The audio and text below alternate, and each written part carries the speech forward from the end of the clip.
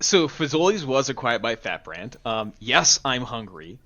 Big fan of dessert, which is what we're going to talk about. So, Gabby, you actually kind of teed me up for it perfectly because you mentioned, if you're a pizza joint, you're not really selling Thai food and you're different from, other types of cuisines. But, you know, in the past, whenever you thought of the word partnerships, right, we've always thought of it as like a mutually beneficial relationship for um, two parties that can coexist that aren't competing, right? Hey, you've got something, Andrew, you've got something. I'll scratch your back, you'll scratch mine, and you would never in a million years think that a restaurant could partner up with another restaurant, like a food brand could partner with another food brand.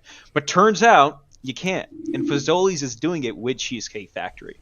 So what Fazoli's is basically doing, taking a couple of Cheesecake Factory, flavors, their dessert flavors, and adding it to their menu, and they're reporting higher digital sales just by forwarding that brand equity to the customer. And Cheesecake Factory is reaching, they're reaching markets that they weren't in previously, right? So just last year, right, what they did was they went from I think around 13.8 million in off premise sales, like where their bakery sales they call it, where they send their cheesecakes to another brand to get sold. This year in Q3 they did 14.2 around there, right? So it's definitely growing, and it's a really interesting idea because Krispy Kreme is doing it with McDonald's, right? So you're Love seeing a them. lot of brands like kind of, hey, I don't have the best desserts, I have good pizza, maybe I could get your cheesecakes. And if I'm McDonald's, and I'm guessing they did it because their Oreo machine, ice cream machine, is always broken. They have Krispy Kreme donuts now, right? So it's really interesting, and I love you guys' take on it. One, what do you guys think of, like, is this the shining light, the light at the end Yeah, of the tunnel for what ghost kitchens can be or partnerships can be? And also, if you combine two restaurants, who would they be?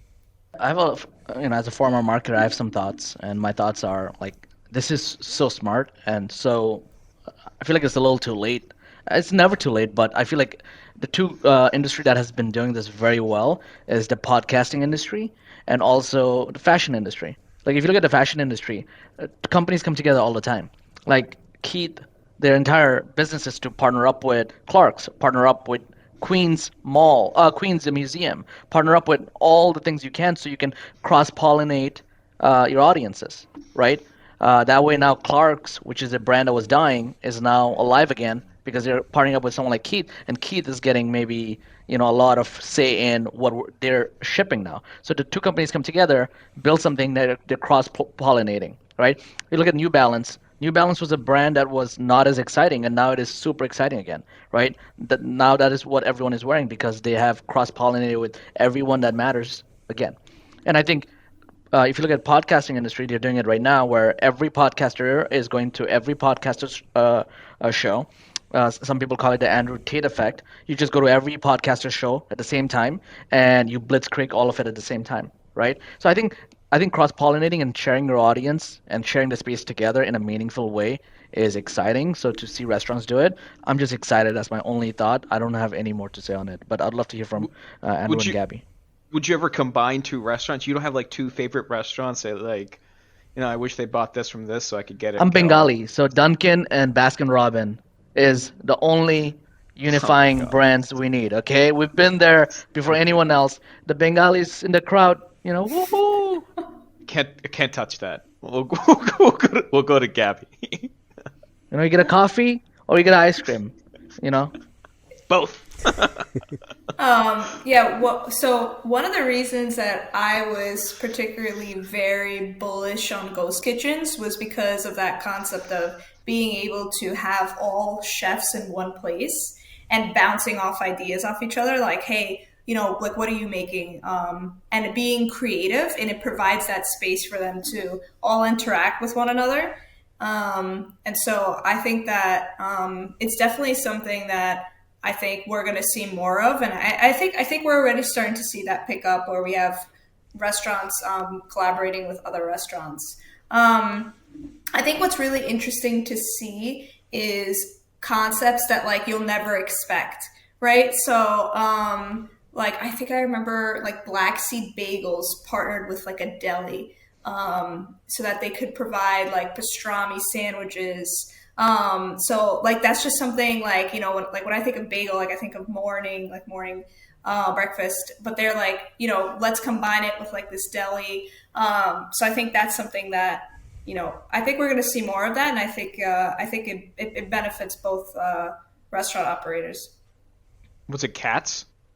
It might have been. I don't remember. Love But Shout that. out cats. that would be cool. Great cholesterol. Cats is It's cholesterol Yeah. well spent, Gabby. Gabby Should brings up a definitely good try. point, which is smaller independents have always done it, right? And it usually started with your neighbor, right? Or across the street, someone is doing great dessert, you do burgers. Like that's how Bear Burger did it, right? We had like local bakeries just provide dessert. So I think the scale, the economic scale is what is exciting. And also the value that some of these logos you've mentioned bring to each other's brand again is exciting. I wonder what it does to their sales. So excited to report back on that. But I'll hand off to Andrew. Yeah, I mean, like overall, like a lot of these partnerships, just in general, whether it be internal or external, I've always been in this restaurant industry. So you think about like, and not just beyond, like PepsiCo when they owned Taco Bell. I mean, that's how we got some of the golden age items, right? We got the Doritos Locos Taco, we got the Baja Blast of Mountain Dew, still staples of every Taco Bell order. Are you This are you man's- beaming? this- Are you beaming with joy? Yeah. I'm thinking about it now. I got an order I got to be placing after this. I got some gift cards to use. And so people know Taco Bell is way to my heart. And so you think about those kind of relationships, that were spawned from there when those two companies were together. You think about what like Cheeto is trying to do right now and getting involved with a lot of other restaurants. Like they're working with Applebee's to be like they're trying to get Cheeto dust. I don't know if you all know about this as a actual ingredient. Like how like Oreo is an ingredient that's used everywhere. It gives them special classifications and everything. It's very interesting. So you're seeing it on a whole bunch of different menu items, like you're seeing on the Applebee's, like the chicken tenders. You're seeing it at like you go to Regal, like you go to the popcorn, you can get Cheeto dust popcorn, and so people are trying to go and incorporate, work together. And I think that's it's aligned with what Heidi's saying as well. Is like how do we go and combine some audiences, or how do we go and combine some like preferences with folks, and go to or engage and to drive more sales, whatever it might be. But also like this extends beyond just like food partnerships, but then to like creator partnerships that we see out there. Charlie D'Amelio and Dunkin' Donuts, how that blew up when it was. I mean, like people like McDonald's isn't even like making their own like Happy Meal toys anymore. Now they're working with like artists to go and do like adult meals. They're working with Pokemon to go and put Pokemon cards in there. Like people are realizing that like if you go and just partner with the other brands that have like stickiness, or brands that have their own audiences, and you kind of go and pull them in and like combine your forces, like you can get a lot further, and you can grow your existing audience, whether it be into more loyal guests or just acquiring new mouths. So I think there's a lot of really exciting like food opportunities out there. And if I were to go and want to combine some brands, I mean, I'm definitely like, after what I just said there earlier, Taco Bell, because I think that they're the best at going and remixing all of their different menu items. Like they got like 50 different types of nacho fries now. And then I really like the idea of them bringing in some sort of ice cream, like a Haagen-Dazs or something like that, and starting to go deep on. Yeah, Van Leeuwen! Yeah. Yes! Oh my gosh. Oh, you're one up me. That's very good. Taco Bell Van Leeuwen. What would you call it? Put What would on you call there. the Yeah, item? What would you call the guys, item? I got something. Chip cookies with Van Leeuwen ice cream.